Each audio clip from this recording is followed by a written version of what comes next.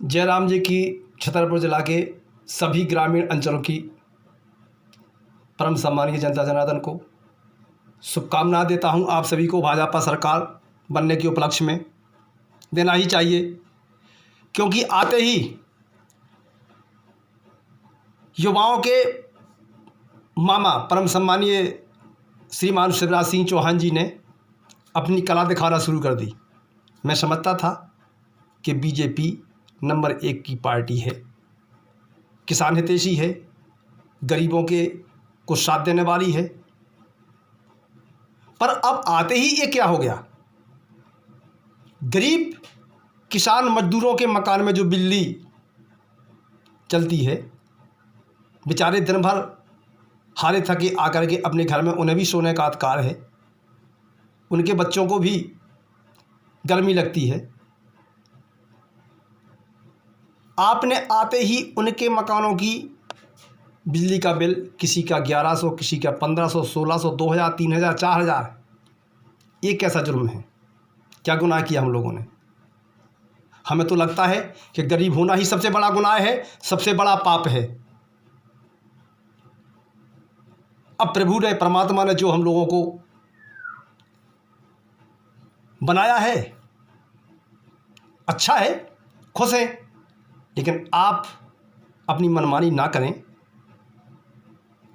ऐसे ही इस कोरोना महामारी की वजह से बेचारे दिल्ली, जालंधर, अन्य अन्य प्रांतों में जाकर के अपना भरण पोषण कर रहे थे।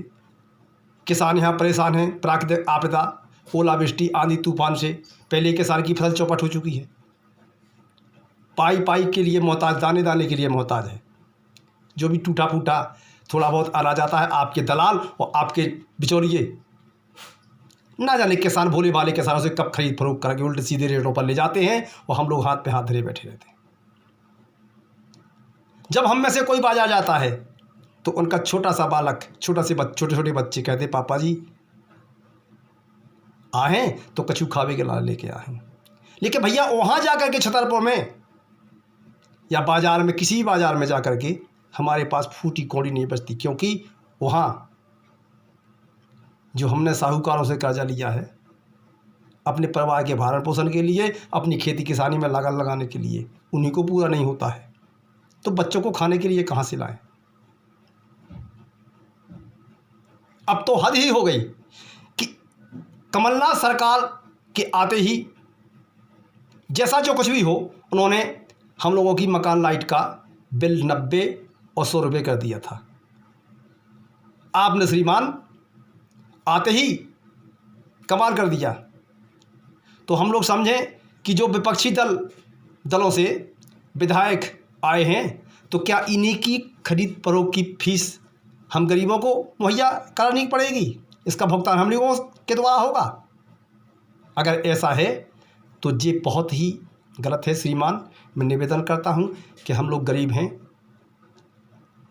आप की सरकार हमारे लिए सर्वसम्मानीय है,